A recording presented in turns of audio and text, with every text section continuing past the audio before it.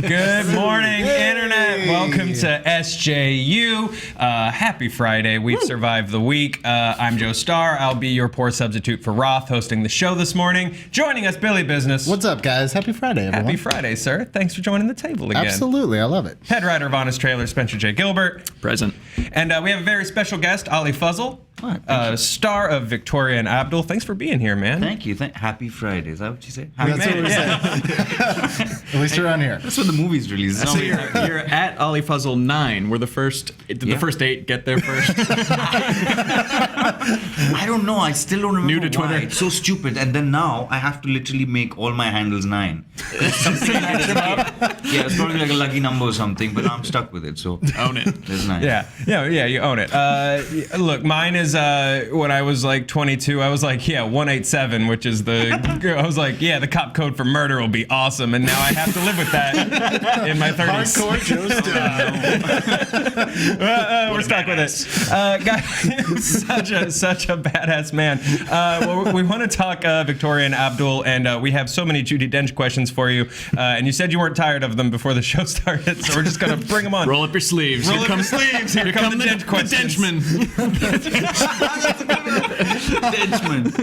The Denchmen are coming. But first, we've got a few stories we want to get to. Our lead story today, James Gunn did an interview. He says he is unlikely to return for a fourth Guardians movie. I thought there were only 2 of them. No, we know there's going to be a not third been on the one. internet, Spencer? We don't care about what's coming next. We care about what's coming after what's next. After what's next. Yes, we have to know. That's where the news Minds is. must know. That's where the news is, buddy. He spoke to Cinema Blend, sort of giving some hints at his future MCU involvement. He will be doing Guardians 3. It doesn't sound like a Guardians 4 is in the cards. He said, I think it's very unlikely I would ever come back for another Guardians movie, but that doesn't mean I am still working on other projects with Marvel. So it might be he just goes and does another movie. This might be I want my new contract request. Back up another money truck. To the door. Exactly. In order to change that might to I am.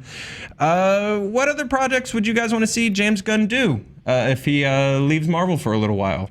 I don't know. How does one leave Marvel for a while? Right? I'm just going to leave Marvel for a while, walk over to, I don't know, Disney. Yeah, you can't leave. You just buy that. I don't know. Here's the thing, and I would say this about any franchise. I don't think any director should make 4 entries in any series. I think you're burnt out on whatever cool take that you have on those characters by 4. I mean, I know circumstances were a little different, but like look at Nolan's Batman trilogy. By the third one, Third one is... Yeah, it seems like he didn't have anything else to say about Batman. I don't want that to happen to really to anything. I think anyone else should try to do their take on Guardians or any franchise. 4 is too much. Yeah. Well, where else on the Disney lot does he go since they're not allowed to leave? James Gunn for Star Wars? I guess he just has to walk across the street to DC, right? Are the only movies comic book movies now? So he's got to start doing Batman? Yeah, that's all we do. He's either doing Marvel or Batman. One of the two. Well, who would you guys like to see take a shot at a Guardians movie? It's got to be sort of weird and off kilter. Wes Anderson. Yeah. Yeah. Okay. Right? I am 100% into a Wes Anderson Guardians of the Galaxy movie. They go to a boarding school for some reason. Rocket is an actual puppet raccoon, like a hand-done puppet. Yeah, I love it. You're going Aronofsky. That's going to get dark. I just saw Mother the other day. My God. That's a whole other show. Yeah. It's heavy. It's really heavy. Right? Although after Mother, I was like, what would he do with Star-Lord and Rocket Raccoon? That would be I think Matthew Vaughn has the right sense of, he has enough gun-isms that I think it wouldn't be like a radical what's happening here. But I do think he would have enough to make it a little bit more his own, probably a little bit more violent, not too much, but probably focus a little bit more on the action than just the comedy, but he does have the comedy chops. Yeah, I wouldn't mind seeing a Sam Raimi take That'd be fun. On Guardians of the Galaxy. Yeah, especially if the villain is a formless thing that Space just cloud. yeah, space cloud that it's just the camera flying at the Guardians. Anything where James Gunn or where Sam Raimi has to mount a camera on a piece of wood and just run at his actors with it. I'm super into I know that. you liked the new King Arthur movie, so Guy Ritchie turned him into Oh, like. I mean that's strong British language. street toughs. You guys like that? No. I'm a Guy Ritchie fan. I'm a big Guy Ritchie fan, but this was wrong. Can I say that? Yeah, sure. I mean, it got mixed reviews, mostly negative, but Joe, you defend it. Go ahead. Go ahead. Say something. Say one thing good. No, I have no real defense. So the first, I'd say until the the third act of the movie, I was like, okay, this is a weird, fun Guy Ritchie King Arthur thing. And then once it went like kind of full comic book ending with a CG villain that just yelled video game lines while he fought it, I stopped liking it at that point. But Until then, it was fine. That is my powerful defense. Oh my god. Wow, you really went out on a limb King there. Arthur movie. Hey guys, hot take. It's fine. It was fine. That guy looks like Darth Vader. That's like In medieval times? Wow. Yeah, Darth Vader in curious medieval now. times. How'd they pull that? That movie has a weird. There are so many great actors who are great villains that they then ruin in movies nowadays by putting a bunch of CG effects over them in the third act. Like Jude Law, right? Law's scary. Yeah. You don't have to do anything to Jude Law to make him any scarier for me. Yeah, young Pope, terrifying. Yeah, very scary movie. That Pope smokes cigarettes. So cool. So cool. Ooh, that Pope was cool. Next season, cloves. Uh-oh. Next season, clove cigarettes. It's gonna be crazy. The sleeves are gonna be cut off all of his jackets. His Pope jackets. Sleeveless Pope robe. Sleeveless Pope robe. That's young. Speaking of things that are cool enough to cut the sleeves And off sleeveless, the jackets, yeah, great sleeveless, segue. yeah. Speaking of sleeveless franchises, Fast and the Furious, you guys. That was good. That deserved the segue graphic. Fast and the Furious is doing a live arena show.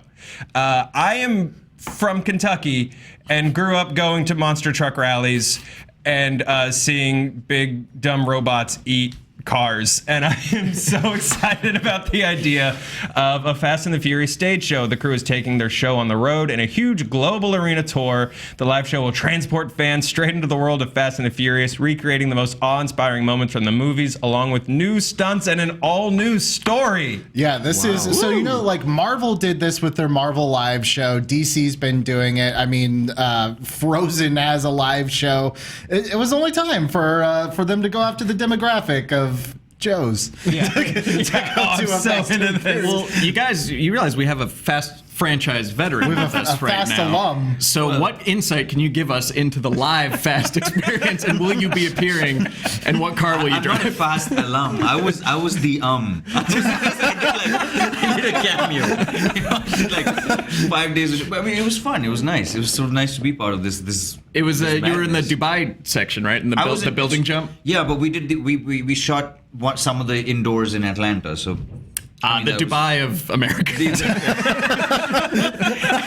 And then we come to Abu Dhabi and do all this.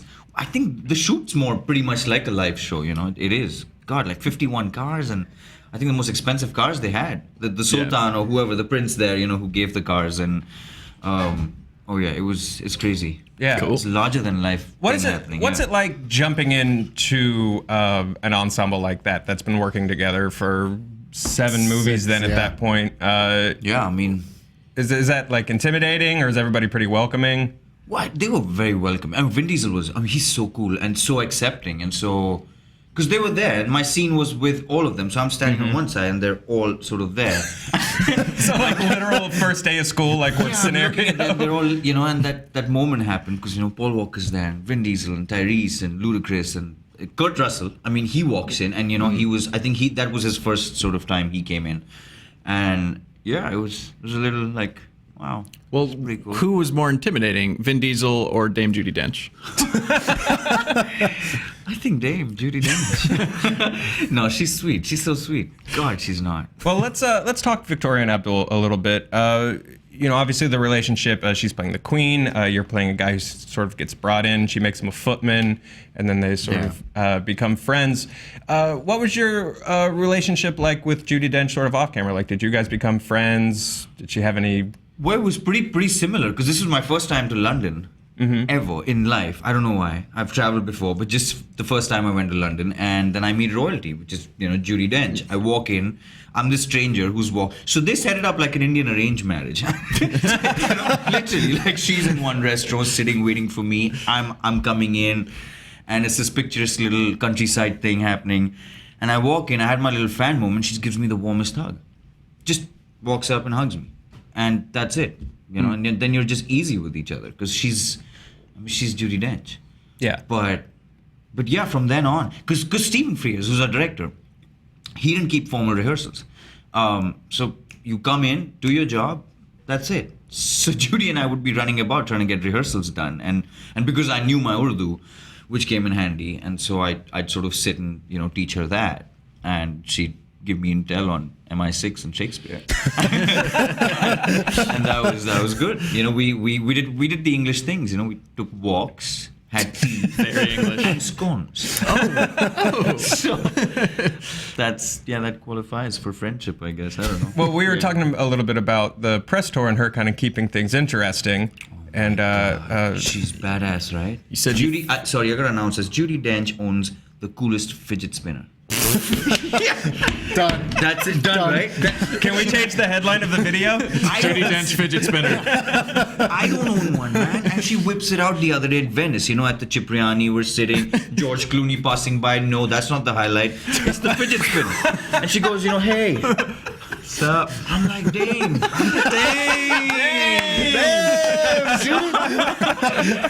But it's so cool. And then she goes ahead and raps. And things. So Wait, what does she rap about? That's her new. Have you guys heard it? It went viral from the Jew to the D. I don't know if it's hit Beverly Hills yet. Yeah, it's all DJ D, over. Dame Judi Dench on the ones and twos. Oh Damn. my God! Yeah, how did I miss this? Oh, she's so cute. From the Jew to the D. Tough to keep up with. Wow. No, she's cute. But So what role will she be playing in the Fast and Furious Live Arena show? I wonder. Okay. Wait, I gotta show If you. Helen Mirren's in Fast and Furious, Judi Dench can do Fast and I gotta Furious. show you because you're like, what is this show gonna look like? Chris, play the pre-viz video. This is an animatic of what one of the stunts will look like For the live show. for the live show. This is like Waterworld. You're in the arena. You can see the seats. There aren't enough obese people in the stands, so this isn't realistic. This is an oil taker, and then it's gonna Come in? shoot from behind the thing like Waterworld, and go and probably kill So the it goes people in from the front row. from virtual to real. Yeah. Okay. That's So gonna be into nuts, this. right? And that people pay for that? Heck yeah, man. Heck yeah, man. Killed out there. Oh, man. It's like NASCAR, man. Oh, it's gonna be so good. Now, if they cross over with monster trucks and we get to see Vin drive Gravedigger. Oh, you definitely will. Oh God, look. You guys can see the Fast and Furious Live Arena show Sunday. It is Fan Friday, you guys. We've got some fan questions that we pulled from Twitter. Thank you guys for sending them in. First one is for Ali. It is from Ben on Twitter. What's the difference between working in Hollywood versus working in Bollywood? Oh. The B. If you sum it up in like 20 seconds. No, it's I think we've got some great content happening because Bollywood's not all song and dance anymore, and there's some really really cool stuff. But technologically, we're a good 15 to 20 years behind. Yeah, that's it started late. Yeah, and there's so much room to catch up. But I think that the world's getting smaller because we've got Netflix and Amazon coming in. And that sort of really changed the game and brought us out there. I mean, I'm starting an Amazon show right now, which is in India, because they've greenlit shows there. So I don't know. We're pulling up our socks and we're out there. Are there any advantages to being a couple years behind technology-wise? Like, I think it's fine, right? I can't decide if it's 8 plus, or X. Just, Apple. I was so happy with my Blackberries, like just 5, 6, 7 years ago. Because sometimes I feel like as a viewer, if someone were to be like, we can't really do CG, we have to figure out a way to do this practically, I'd be like, great, I'm so sick of looking at computer graphics.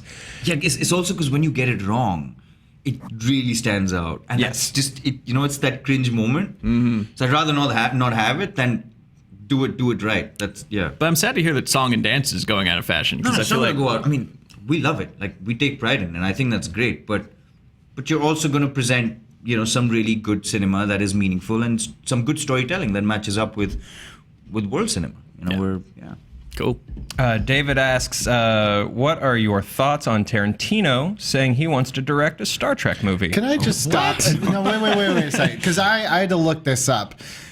This is the most BS headline I've ever seen in my life, because literally he's walking from his cab into LAX and there's a TMZ guy. He's like, hey, would you direct a Star Trek movie? He's like, I would take a meeting. And then walks in and it's like, whoa, Quentin Tarantino is dying to make a Star Trek movie. He's not. He could give two shits about your Star Trek movie. He just had a flight to catch and doesn't care at all about Star Trek. Well, we can do our own version of this. Ollie, would you want to be in the Avengers? Oh, yeah. Confirmed! Confirmed! Also in the Avengers! I'll take a meeting. Done. Yeah, that's stupid. I think that he's on the record saying he only wants to make, 10 films? So he has 2 more. He has 2 more left, then he's going to retire on top. He's not I'll gonna- believe when I see it. But if one of those is a Star Trek movie, that would be such a letdown. But here's the thing. He's been saying, like, I want to make a James Bond movie. I want to make a Star Wars movie. I want to make a Batman movie. Great. I want to do all those things too, but that doesn't mean that it's ever going to happen. Well, it's more likely for Quentin Tarantino than you, Billy. I don't know. I don't think that's true. These days at DC, I think anybody could walk in, take a meeting, and make a Batman movie or a Joker movie. I think you're wrong, sir. All right. Touche. Tom asks, in honor of Spencer having a beer every week on Flickbait. It's a little early. It's a little early. What is everyone's, he asks everyone's favorite brewery. I'm going to open it up since I'm not as much of a beer guy. Everyone's favorite drink. Yeah, what's your especially signature before noon. Before noon, well, that changes. What's your Before and favorite- afternoon? Yeah. I mean, you got to have a Bloody Mary for breakfast. That's really the only... I can't get down with it. That's Neither the only, can I. I'm not into the Bloody breakfast Marys. drink. I'm talking before noon. Like, it's... Before noon. Yeah. Bellini's in Venice. There you go. That's Okay. it. That's Bellini's the one. in Venice at the Cipriani with Dame Judi Dench Yeah. on a fidget spinner. That's the only way. That was also my favorite clue answer. It was Judi Dench at the Cipriani with a fidget spinner. Yeah, I like whiskey and ginger ale. That's probably my You're whiskey drunk. ginger. I'm a drunk. Okay. Yeah. No. But that is, no. That's his before noon. Yeah, that's before. That's before noon. Then Lighter you lose stuff. the ginger rest of ale. the Yeah, day. yeah. Get rid of the herbs. Ginger out. Done. Billy, what Yes. do you drink to survive having to herd the cats around every week at Screen Junkies? I'm a Jack and Coke guy. Very simple. Like that's my drink. I don't change it up very much. I'm not a beer guy either, though. It's Jack and Coke are really nothing. Right on. Yeah, very simple. Fair. Yeah. I'm a bourbon guy. Actually, it was sad when we went to the Emmys. They had an old fashioned on the menu, and I got really excited. And the guy took 20 minutes making a very complicated old fashioned for me, and then I sipped it, and I was like, "Eh." What a first world problem that is. I'm so sorry your free drink was too... I looked over at Dench, and she was like, Judy looked at me from over her sunglasses, and was like, "I know, right?" And then just hit that fidget spinner. It's pretty much like making movies, right? You know, we go. Someone goes. Friday. Yeah, you work 2 years of your life and be like, it's good. Yeah, it was fine. Whatever. I had some issues. Third act CGI was kind of lame, but whatever. Ali, what was it like working with this cat? You know, beyond Judi Dench, you've got Michael Gambon's in it. Eddie Izzard. Eddie Izzard. Eddie Izzard. I mean, and then it's a Stephen Frears film, you know. Yeah. It just changes everything because he's this grumpy old man, you know, but he's this genius, like one of those maestros, you know, who's out there. First 4 days, nothing. Like nothing. He doesn't tell me anything. So I go to Judy. He says, does he not like me or something? He said, no, that's when you're doing good. He'll tell you so. When he said, yeah. But yeah, he's really interesting because you have to almost decipher him. So it was very mathematical, this whole movie for me, because I'm constantly deciphering this man because he drops in hints and he'd never tell you what to do. But he sort of beautifully manipulates you into doing what he wants you to do. It's like a solid marriage. Yeah. I feel like marriage should have a little more communication, not like, you have to guess what I'm thinking. No, but that's his way. I mean, yeah, no, I know. Love is a riddle, Spencer. Love is a riddle. Eddie Izzard's sort of playing against type in this. He's kind of an asshole, or at least Pretty much based an on the asshole, yeah. trailers. I don't really have a question for it other than that's kind of cool and fun. Yeah, I mean, it's a true story. So all that he did. Eddie Izzard's really an asshole? Ali? He's not nice. Eddie? I don't know. He's not here yet. But, God, no. But this happened. And he just plays it so well. He does it. It's just really mean. Question. It's his eyes. On a scale of Fargo to Apollo 13, how historically accurate is Victoria and Abdul? That's a weird scale. Fargo being based on a true story, not at all. Apollo 13, the most historically accurate movie I've ever seen. Okay. I think one thing is wrong. No, definitely. Everything you see in it. And the reason why, so and this is where a lot of people get confused because it says based on a true story, mostly. That's Stephen, it's his little joke. But, and the events are sort of, the order of the events are here and there because, you're clubbing in 15 years in like 1.5 hours. But everything that happened is true. So what had to was there anything that got left out that you wish people knew? Yeah, I mean, or so made many it things. in? Many things. Like him cooking the curry. There was one part, which was because he was responsible for introducing the curry in the royal menu, which is probably still there. So stuff like that. But it's fine. I mean, I think they made good decisions. With it being a very accurate portrayal of the story, what are you hoping people get out of this movie? Well, that's heavy. Yeah, Well, that's my style. I go from funny Favorite beer backdrop. to- Oh yeah, we're then getting I real just now. drop it. Yeah, No, I think it's so. Yeah, I think everybody knew while making the film that it does resonate with what's happening today, and there was racism back then. There still is 130 years down the line, and I say this like the costumes have changed, but the rest is pretty much the same. So, I mean, and I say this all the time, but it's so cliched. These words. I mean, love and hope, and that's it. That's exactly what it is. These two people from totally different cultures, ends of the spectrum, getting together and being able to talk and having a dialogue or a conversation. Shed your ego and you get this wonderful, unique relationship, which visually looks wrong because you think, this guy's probably taking advantage of her or he's an opportunist. He was. Why not? He was young. He was, Well, I guess sort of expanding on that line of thought, what will the Victoria and Abdul live arena show look like? You know what? As we speak, we're actually having it. But because it's Victoria and Abdul, it's very subtle. We're up at the Osborne House, which is Queen Victoria and Albert's palace, which is where we shot the film. All our costumes are there, weirdly, on some weird mannequins. Wow, there you go. And we're being sort of, moved around and displayed, and that's our little...